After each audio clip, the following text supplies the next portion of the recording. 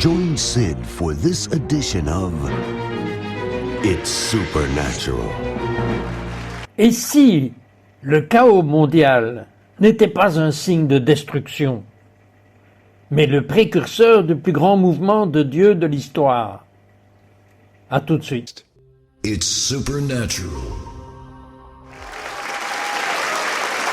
Bienvenue Saint-Esprit, viens et coule dans cette émission.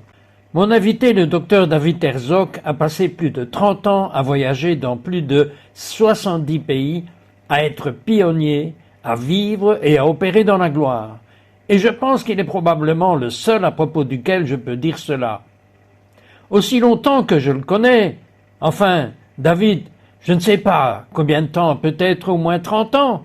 Depuis que je connais David, il a toujours œuvré dans la gloire. Maintenant, je l'ai retrouvé au Portugal. David, dans ces premières années où je vous ai rencontré, j'ai pu sentir la présence de Dieu. Comment avez-vous commencé dans la gloire? Comment avez-vous activé la gloire qui opérait si fort dans votre vie? Comment cela a-t-il commencé? Au début, j'avais juste désespérément faim.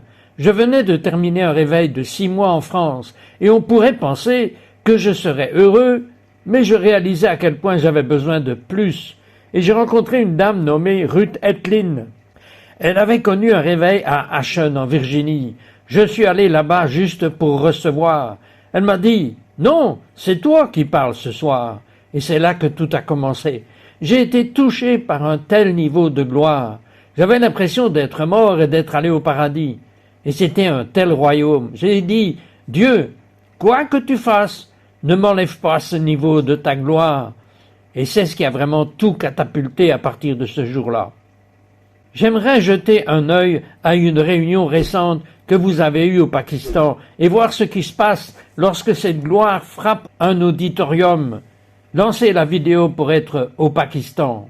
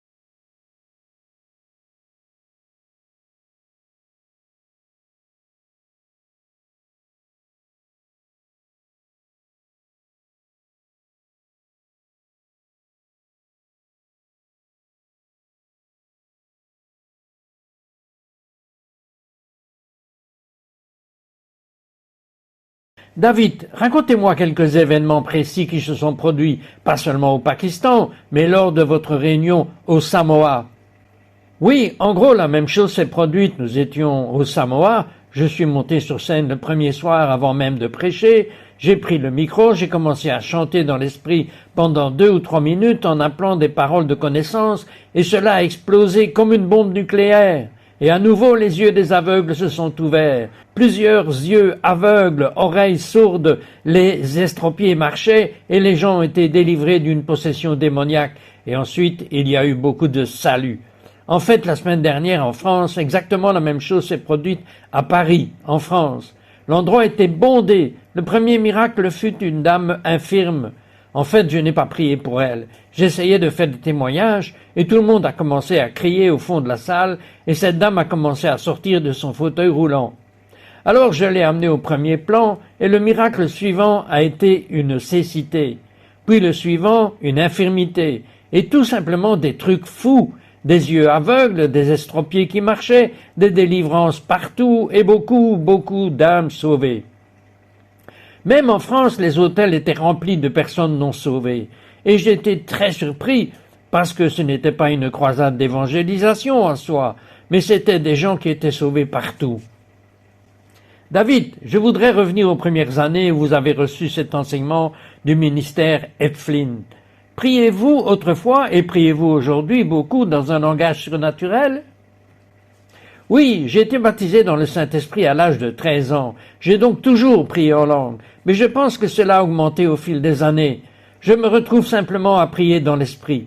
Vous savez, j'étais récemment chez la petite fille de Smith Wigglesworth. J'ai prêché exactement dans la même église que Smith Wigglesworth.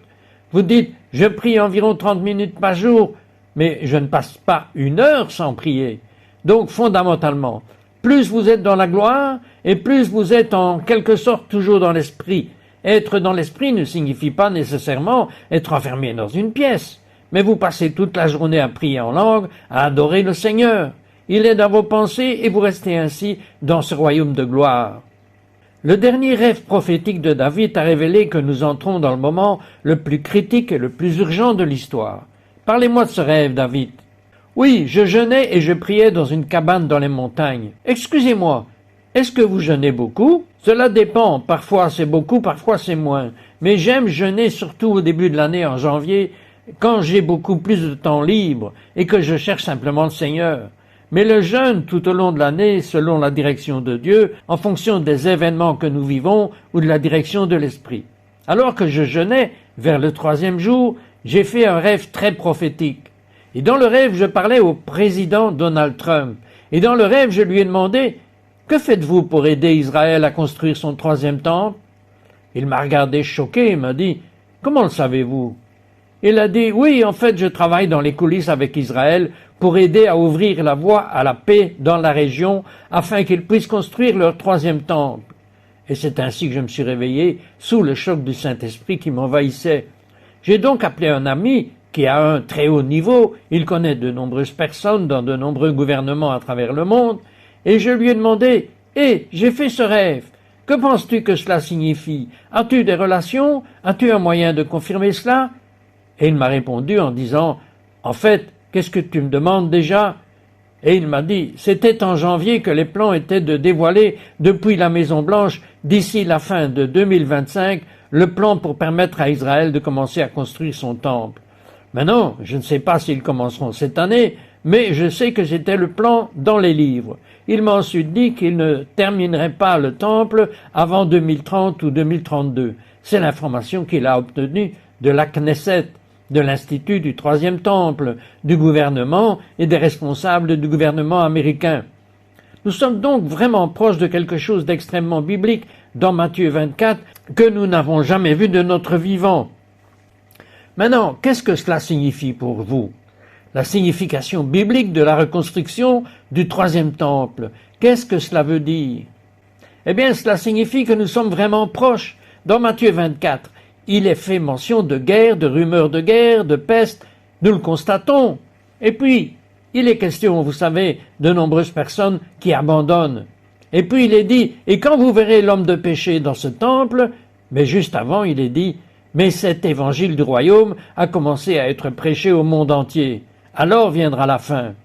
Voilà où nous en sommes actuellement. Cela nous montre où nous en sommes. Nous sommes au moment où l'évangile est proclamé. Mais quand ce temple sera construit, Dieu devra permettre sa construction.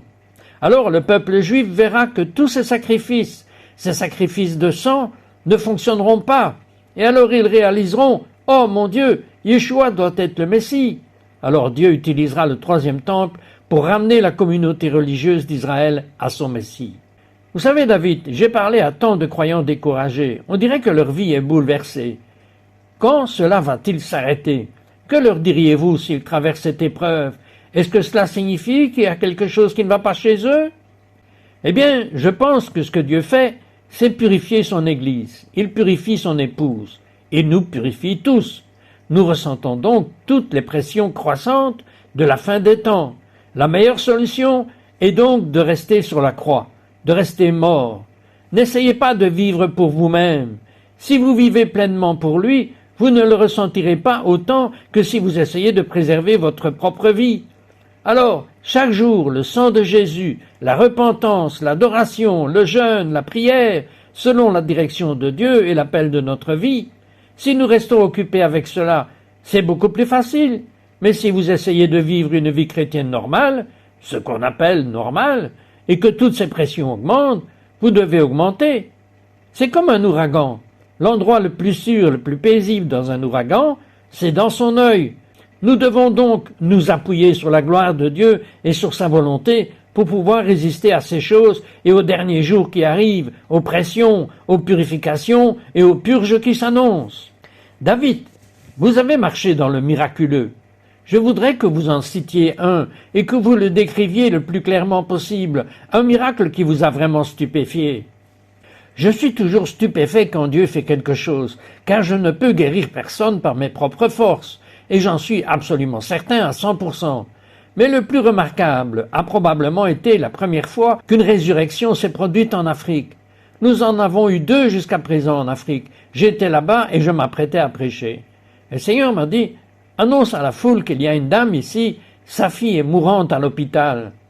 Alors je l'ai annoncé. Une dame a levé la main et a dit, c'est moi. Et puis le Seigneur a dit, maintenant annonce à la foule que la fille pour laquelle elle prie est déjà morte à l'hôpital. J'ai dit, Seigneur, je ne peux pas faire ça, c'est une croisade, je ne fais que commencer. Il m'a dit, tu dois m'obéir, fais-moi confiance. Ce n'est pas une bonne façon de commencer une conférence ou une campagne en plein air en Afrique. Alors je lui ai dit, votre fille est morte. Je suis désolé, madame. Et elle a commencé à pleurer et à se lamenter. Et puis le Seigneur m'a dit, maintenant, ressuscite-la d'entre les morts, à distance. Elle est peut-être à 30 miles. Alors j'ai montré l'hôpital et j'ai ordonné à l'esprit de cette fille de revenir dans son corps. Et je ne connais rien au naturel. Le lendemain, la dame est revenue et a dit, « Effectivement, je suis retourné à l'hôpital. Quand je suis revenu après la réunion, elle était morte. Voyez-vous, elle est morte exactement comme vous l'aviez dit. Les médecins m'avaient dit qu'elle était morte peu après mon départ. Mais son corps a commencé à bouger plusieurs heures plus tard. Alors que je priais et ordonnais à son esprit de revenir dans son corps, ils ont ouvert le drap et elle était revenue à la vie. C'était donc probablement le plus étonnant pour moi de voir une résurrection à distance, car Dieu m'avait donné cette révélation que je partage dans beaucoup de mes livres. Il n'y a pas de distance dans la gloire de Dieu. Comme le centurion romain, il a dit, « Tu sais quoi? Tu n'es pas obligé de venir chez moi. Dis un mot et mon serviteur sera guéri. » Et il fut guéri à l'heure même. J'opérais donc selon ce principe, et le principe de la résurrection des morts consiste à ordonner à l'esprit de la personne de revenir dans son corps. Car si quelqu'un meurt, son esprit le quitte, et on peut donc mettre de l'huile sur le corps, le frapper, mais cela ne le ramènera pas. L'esprit de la personne doit revenir dans son corps. Pourquoi dites-vous qu'Israël est au cœur de la prophétie de la fin des temps? Parce que rien n'arrive sans passer d'abord par Israël. Le Messie est venu d'abord par Israël. Par exemple, pour la guerre de 1948, c'était une guerre pour l'indépendance d'Israël. Ils ont gagné cette guerre, spirituelle et physique. Israël a gagné la guerre. Quel a été l'impact sur l'Église mondiale? Soudain, nous avons commencé à assister à des réveils de guérison et à l'apparition de différentes formes d'action divine. Chaque fois qu'Israël reprenait des terres et gagnait une terre, cela provoquait un réveil spirituel dans l'Église. Comme dans l'Épître aux Romains, où Paul en parle, « J'ai magnifié mon ministère en allant vers les Juifs, sauvant certains d'entre eux. Le principe est les Juifs d'abord, puis les gentils. » Israël obtient une percée physique, puis l'Église obtient une percée spirituelle. Vous avez mentionné les différents mouvements qui se sont produits. J'ai participé à un mouvement appelé le mouvement juif messianique. Quelle était son importance? Oui, en 1967, lorsqu'Israël a remporté la guerre des 6 jours et repris Jérusalem, plusieurs mouvements en sont nés. Il y a eu la révolution de Jésus, le peuple de Jésus, les hippies de la côte ouest, ils ont tous été sauvés. Puis il y a eu le réveil des derniers jours. Puis le mouvement messianique a véritablement pris son essor. Là où auparavant on ne pouvait peut-être pas compter sur une main le nombre de congrégations messianiques, soudain cela a commencé à exploser dans le monde entier. Ainsi, chaque fois qu'Israël remporte une victoire selon la prophétie biblique, cela provoque une effusion mondiale du Saint-Esprit et une moisson. Ainsi, le chaos n'engendre pas le chaos, mais un réveil et une moisson. Bon, c'est la question à $1 million. Assistons-nous au début du plus grand mouvement de Dieu de l'histoire, David? Y a-t-il des rumeurs? Je le crois, je vois dans mon propre ministère plus d'âmes sauvées cette année et l'année dernière que jamais auparavant. L'année dernière, nous avons gagné plus d'1 million d'âmes. En fait, le Pakistan à lui seul comptait 1 million de personnes. nous avons fait 2 nuits de 500 000 personnes. Mais beaucoup d'autres pays, vous savez, cette année, nous sommes allés en Colombie, nous avons participé à des événements majeurs dans des stades, et partout dans le monde, en Uruguay, en Corée, en Europe, tout s'ouvre, au Samoa, et ça ne s'arrête pas. Nous allons au Japon, nous allons dans tant de nations qui réclament la moisson, le réveil. Quel est le lien entre Israël et la plus grande gloire de Dieu à venir dans les derniers jours? Eh bien, c'est tout, n'est-ce pas? Parce que le Messie Yeshua revient en Israël, donc tous les yeux sont rivés sur Israël, tous les yeux sont rivés sur Jérusalem. Chaque fois qu'il gagne une guerre, comme je l'ai dit, des choses commencent à se produire. Alors, réfléchissez-y. Si Dieu est intervenu en 48 et a apporté les réveils de guérison, et qu'en 67, il a apporté la révolution messianique, la révolution de Jésus, les derniers jours, que va-t-il se passer maintenant dans ces nouvelles guerres qui éclatent et qu'Israël les gagne? Il y a une guerre du psaume 83 et beaucoup pensent que ça pourrait être ce qui se passe actuellement, les nations environnantes. Si c'est vrai et que l'Iran est juste, si nous nous trouvons frappés, nous sommes à la veille d'une autre grande action divine. Même la guerre de Gog et Magog, dont tout le monde parle, la Bible dit qu'après cette guerre, au chapitre suivant d'Ézéchiel 39, je crois 29, il est dit « Je répandrai mon esprit sur Israël ». Juste après la victoire, le peuple juif d'Israël commence à implorer Dieu. Quel effet cela aura-t-il sur le réveil mondial? Chaque fois que ces événements se produisent en Israël, le monde entier en est béni. Amen.